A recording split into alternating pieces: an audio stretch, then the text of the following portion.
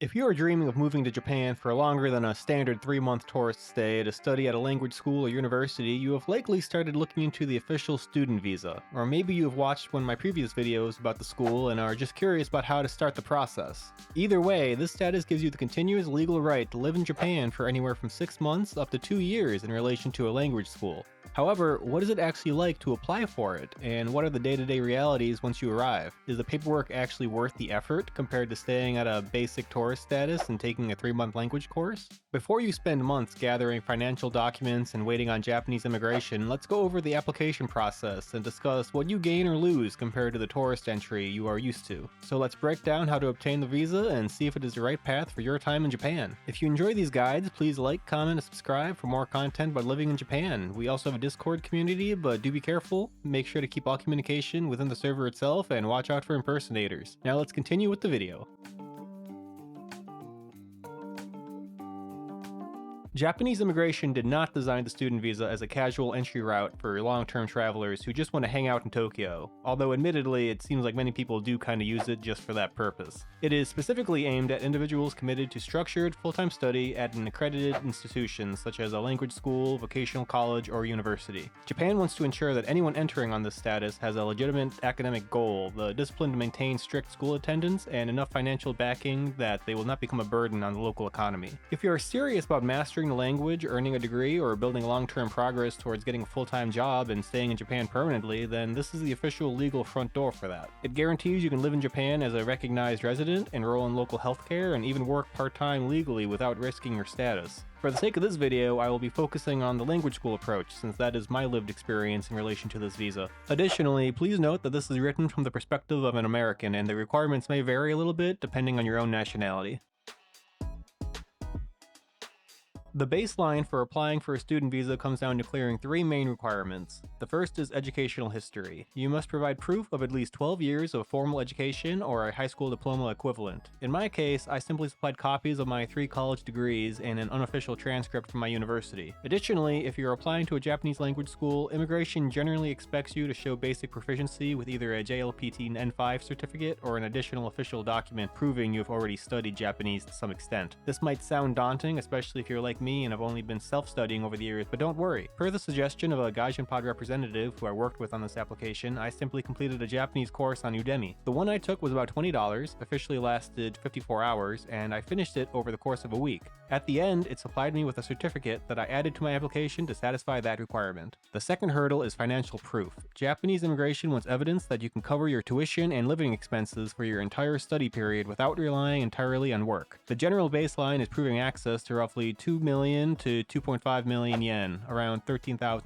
to $16,000 USD, depending on exchange rates, for a 1-year program. You can prove this through bank balance certificates issued within the last 3 months, income tax records, or by declaring a family member as an official financial sponsor. In my case, having just been recently laid off, I had a decent severance package that allowed me to easily clear that requirement in cash, so I supplied a bank statement, my tax return from the previous year, and the last pay slip for my job before the layoff. The third hard requirement is school sponsorship. You cannot simply apply for a student visa on your own at an embassy. You must first be formally accepted by an accredited Japanese educational institution that is willing to act as your sponsor to the Immigration Bureau. As I mentioned, I worked with GaijinPot and selected SGG as my school of choice. The application was simple and was processed without incident. But that starts to get into the actual application process, so let's go over that in more detail.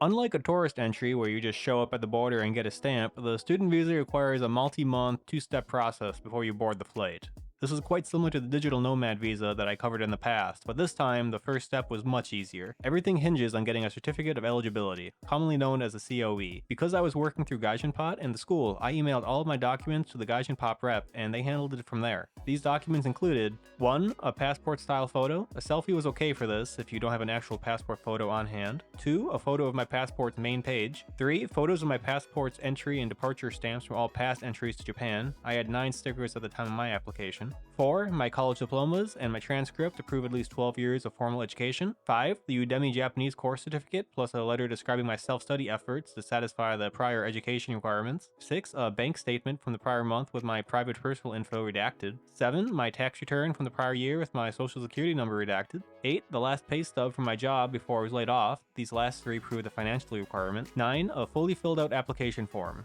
This is a GaijinPot branded form and includes things such as work history, previous visits to Japan, and graduation plans. It's totally okay to put other if you aren't sure about your future plans. Once I sent it all in, they worked with the school to process it. In my case, that took just under 2 weeks. Once they confirmed that they had everything they needed, they sent me an initial invoice to pay the application fee for the school of 20,000 yen, and then they submitted the COE application in early March. This is when the waiting game started. They assured me that the application should be approved, but there's always a chance that it can be rejected. That can be a bit scary since these COE applications take many weeks. Luckily, 2.5 months later, in May, the school let me know the application was accepted. I paid the rest of the school tuition and they emailed me the COE, my school acceptance certificate, and a part-time work permission application. More on that last part in a bit. With the COE in hand, it's time to get the actual visa. They wouldn't allow me to convert from my digital nomad status to the student visa within Japan, so I had to return to America in June and mail the COE and the other documents to my local embassy in New York City. The documents I needed to submit through the mail to the embassy were 1. Copies of the front and back of the COE. 2. My passport with a blank page for the visa. 3. A copy of my driver's license as proof of my New York address. 4. A passport-sized photo. 5. A release form to clear them of liability from mailing my passport. 6. A fully filled out visa application form.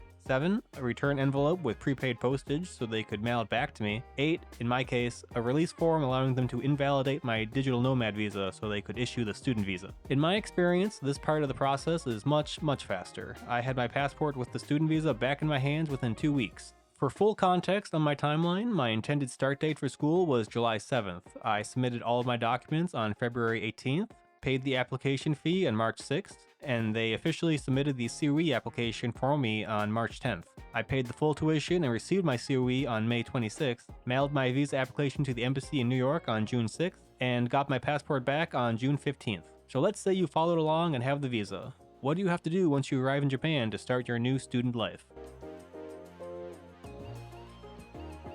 When you land at the airport in Japan, immigration takes your biometric data and prints out your physical residence card right on the spot. I arrived at Narita and there was a specific line for residents, so don't be surprised if you can't just follow the usual flow of tourists. Immigration will expect you to have copies of the front and back of your COE, so you definitely need that on hand. Additionally, you should have a filled out permission to work form. The school sent this to me alongside the COE, and submitting it at the airport desk allows you to work part-time in Japan right away. Even if you don't think you will be working, it doesn't hurt to include it, so be sure to fill that out and bring it with you. The agent will also inform you that you need to register your Japanese address at your local ward office now that you have an actual residence card. This can be a somewhat tedious process depending on which office you go to. I live in Shinjuku and went to the main office near Kabukicho, which was very crowded. I arrived 15 minutes after it opened and was stuck there for 5 hours. You will need to fill out the change of residence form supplied at the office along with presenting your residence card. They process the paperwork and then print your address directly on the back of the card. Be sure to do this whenever you move. Additionally, you should enroll in national health insurance at the ward office right after registering your address. This was on a different floor and required another form, but luckily there was a substantial discount rate for students. At that point, you are all set. The student visa is your new reality, but how does that reality compare to life in Japan as a tourist?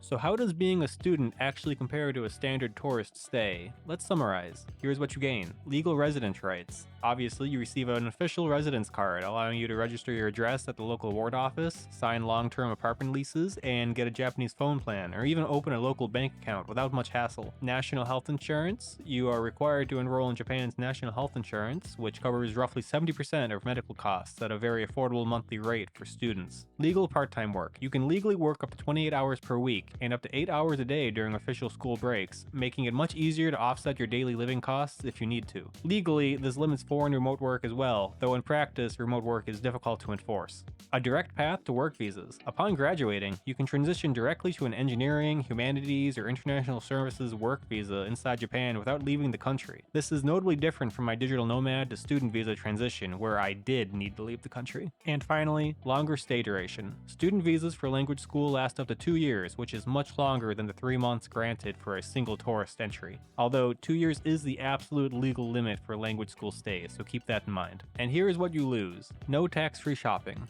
As a registered medium to long-term resident, you lose eligibility for tax-free shopping on everyday consumer goods. No tourist rail passes. You cannot purchase or use tourist-exclusive travel passes like the National JR Pass. However, you can still use some regional passes that are open to foreign passport holders regardless of visa status. Strict attendance mandates. Unlike a tourist who can travel freely whenever they want, student status requires you to maintain high school attendance. It is 80% in my school. Dropping below that threshold can cause immigration to revoke your visa or reject your extension. Additionally, the school told me that students must be in the country on every class day, so be careful about taking vacations abroad during school breaks.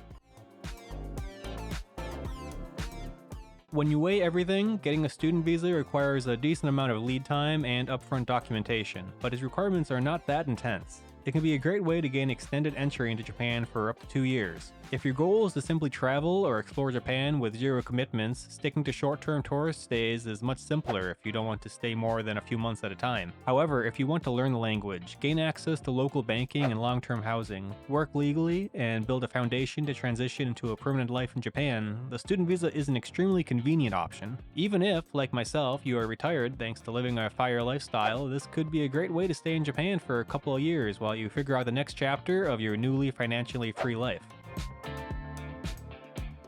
I hope this breakdown gave you a clear look at what to expect from the application process. If you have any questions about gathering financial documents or navigating school timelines, drop a comment. And I'd appreciate it if you could like and subscribe to help grow the channel and allow me to make more videos like this one. If you're looking into getting a student visa and need short-term housing upon your arrival before getting to something more permanent, try looking on Hmlet. I find them a bit pricey at times, but I do have an affiliate code to help with that a little bit. I'd love to see more people join our Discord if you love to chat about Japan, finances, or really about anything. I'm sure you'd find someone you can get along with there. I still have my usual Ko-fi and Patron accounts set up if you'd like to support the channel directly, but I should now have both channel memberships and super thanks enabled on YouTube itself as well. Please let me know if those aren't working for some reason. Thanks so much for watching, and I'll see you in the next video.